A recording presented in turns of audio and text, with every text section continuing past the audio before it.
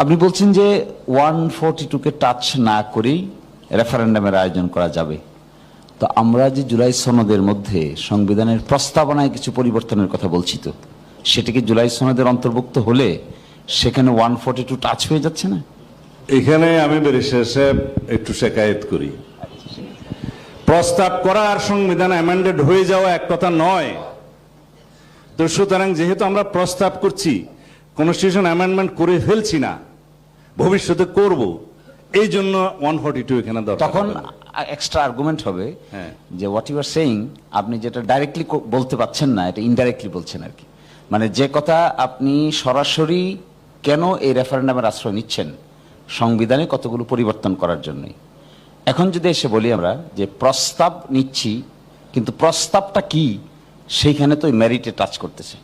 প্রস্তাব তো ভ্যাকুয়ামে নাই, প্রস্তাব তো আমরা জানি। প্রস্তাব একটু ইন্টারভিউ করি, তাহলে কি হবে? What cannot be done directly? আমরা জনগণের কাছে প্রস্তাব করছি যে সংবিধানের এই সমস্ত বিষয়গুলো, যেটা মৌলিক বিষয়গুলো টাচ করবে, সেগুলো পরিবর্তন করতে চাই।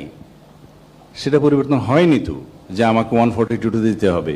জনগণ যখন এটার পক্ষে রায় দিবে যে আমরা এটা পরিবর্তন করব, সেটা কি পরিবর্তন করব ওই সমস্ত আর্টিকেলগুলো, তখন তো আমাকে আবার একটা রেফারেন্ডামে যেতে হবে 142 অনুসারে। আমি তো সেটা বলেই দিয়েছি আগে। এটাই তো বলছি আপনাকে। তাহলে তো কি হচ্ছে, প্রথম যে অপশনটা আমরা অ্যাপ্লাই করতেছি, এটার ভিতরে তো কনস্টিটিউশনের প্রস্তাবনা। আচ্ছা, আমি তাহলে 142 অ্যাভয়েড করব কি করে? না, 142 তারপরে আবার হবে। মানে যখন কনস্টিটিউশনটা আমরা অ্যামেন্ডমেন্ট করে ফেলবো, তখন তো 142 তে যেতেই হবে, সেই লেজিটিমেসিটা ওখানে আসবে। এখন আমরা করছি প্রস্তাব, প্রস্তাবের জন্য একটা গণভোট হচ্ছে।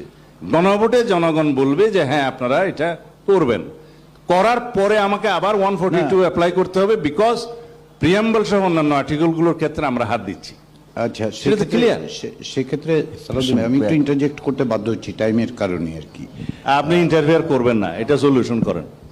কি এই বিষয় সলিউশন তো আমি একা করতে না, না, এই যে জন্য আর কি একটু স্পেয়ার করেন। আর কোনো কোয়েশ্চেন আছে? এই প্রশ্নটা কিন্তু একবার উঠবে যে যে জিনিস আপনি ডাইরেক্টলি করতে পারেন না, সেই জিনিস আপনি ইনডাইরেক্টলি করার চেষ্টা করছেন।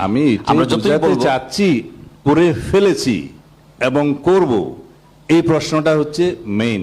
যেহেতু করার জন্য জনগণ অনুমোদন দিচ্ছে, করার পরে আবার 142 যেতে হবে, সেই মৌলিক বিষয়গুলো যেহেতু আমরা টাচ করছি। তাহলে তো এই প্রশ্ন দাঁড়াবে, এই শুধু করব এইটার উপর রেফারেন্ডাম নিতে চাচ্ছেন কেন? এক ধরনের জনগণ পক্ষে আছে কিনা এই সাংবিধানিক সংস্কারগুলোর পক্ষে, যেহেতু এটা একটা বাধ্যবাধকতা।